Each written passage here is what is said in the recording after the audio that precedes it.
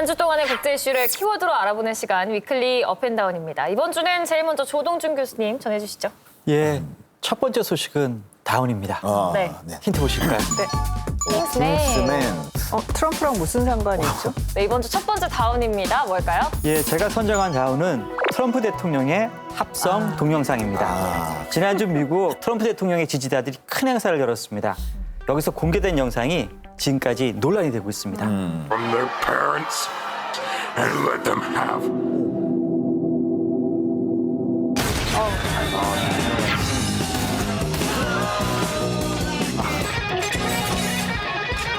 무슨 회사들 거기 네. 트럼프랑 사이 안 좋은 분들. 오바마.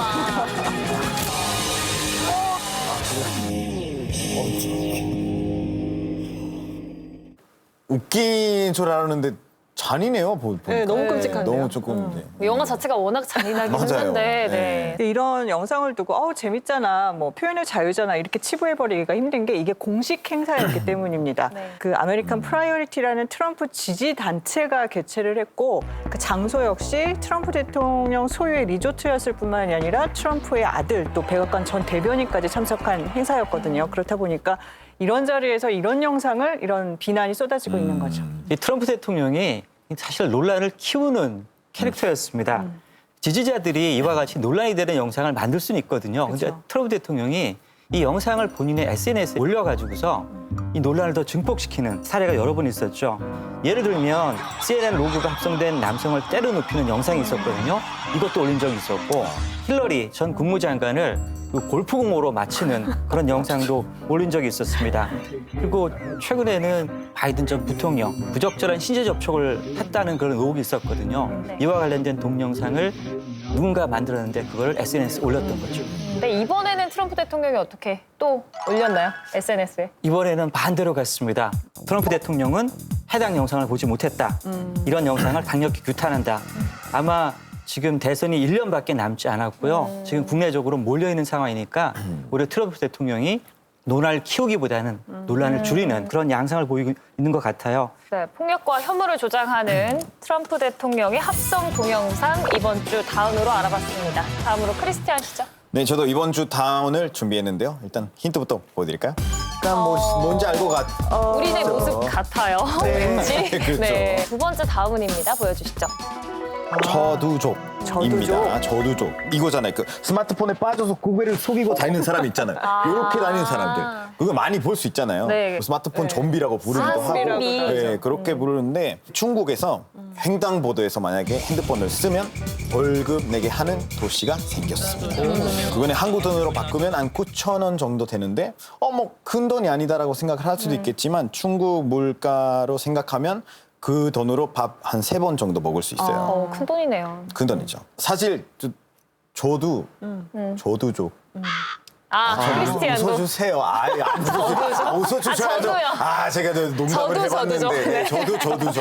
아니 사실 저도 그럴 경향이 많아요. 뭐 계속 핸드폰을 보고 그것 때문에 사고 날 뻔한 거는 한두 번도 아니었었어요. 그리고 실제로 빨간 불을 못 봐서 보죠. 계속 뭘 건너고 있거나 아니면 또 맨홀에 빠지거나 호수까지 빠지는 경우가 너무 많아서 지금 사람들이 그걸 가지고 패러디 영상까지 많이 만들고 있어요. 근데 이렇게 우리가 막 웃으면서 얘기했지만 이렇게 법제화되고 또 사회 문제로 인식된 계기가 있어요. 한 여성이 스마트폰을 보면서 그냥 무심결에 그 기계식 주차장에 들어간 거예요, 중국에서. 그 사이에 주차장이 내려가고 차가 들어오면서 이제 사고가 난 거죠. 이런 아찔한 사고가 이어지니까 뭐 남의 일 같지도 않고 우려가 되는 상황입니다. 스마트폰으로 인한 사고를 예방하기 위해 어떤 대책이나 규제가 좀 마련돼야 하지 않나 이런 생각이 들어요. 네, 맞습니다. 일단 중국 같은 경우에는 조두족만 사용할 수 있는 킬도 따로 이렇게 만드는 것도 있고 그리고 바닥에 신호등 이렇게 설치하는 그런 나라들도 있어요. 그중에 하나는 한국이에요. 어디요? 거기 신촌 가시면 어떻게 이렇게 잘 알아요? 좀 한국 5년 살았죠. 저는 그 정도 알죠. 하와이 같은 경우에는 호놀룰루 횡단보도에서 스마트폰을 보았을 경우에는 10만 원 넘는 이제 벌금까지 지금 이제 부과를 했으니까 여기저기 이제 노력을 많이 하고 있는 거죠. 네, 개인은 물론 공공의 안전을 위협하는 저두족 이번 주 두 번째 다운으로 알아봤습니다. 끝으로 이소정 기자님. 네, 제가 드디어 처음으로 기분 좋은 소식을 가지고 왔습니다. 사진 보면 맞추실 수 있을 것 같아요. 보시죠. 올림픽 마라톤? 저 숫자의 의미는 뭘지도 좀 궁금하네요. 이번 주 업입니다. 보여주시죠. 네, 제가 준비한 업은 케냐의 마라토너 엘리우드 킵초게입니다. 2016년 리우올림픽 금메달리스트이기도 하고 또 지금 2시간 1분대 세계 기록을 보유한 선수인데 지난 12일에 비공인이긴 하지만 불가능한 도전이라고 불리는 마의 2시간의 벽을 드디어 넘었습니다.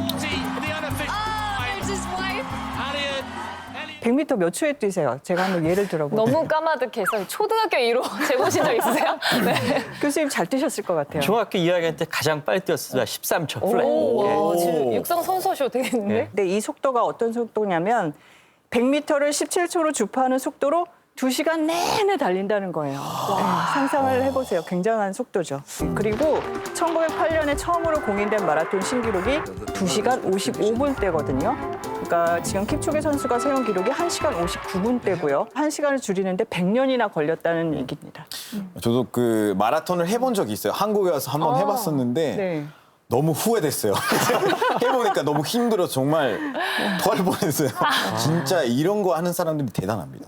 특히 또 마라톤은 뭐 길게는 기록 경신을 하는데 한 10수년씩 이렇게 걸릴 정도로 그렇죠.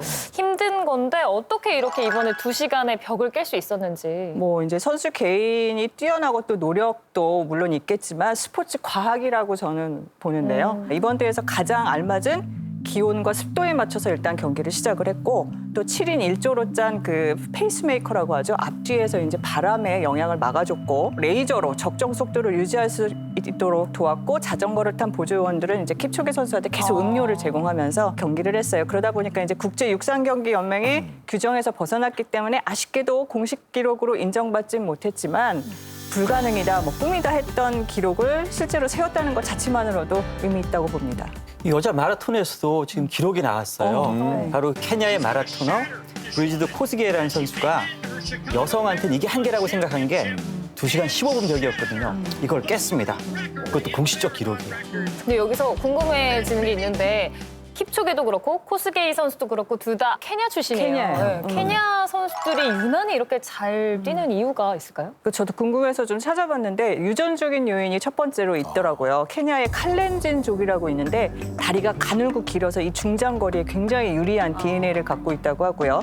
두 번째로는 케냐가 800m 그 이상의 고지대에 자리 잡고 있잖아요. 거기서 생활하다 보니까 자연스럽게 강한 심폐 기능을 갖게 된 거고 세 번째로 가난하다 보니까 그 아이들이 자라면서 부와 명예를 한꺼번에 얻을 수 있는 직업으로 마라토너를 꼽는다고 해요. 그러다 보니까 경쟁이 치열하고 킵초게 선수도 공식 기록을 앞으로 더 경신하겠다 이런 야심찬 각오를 밝히기도 했는데 앞으로의 도전에도 더 기대가 됩니다. 네.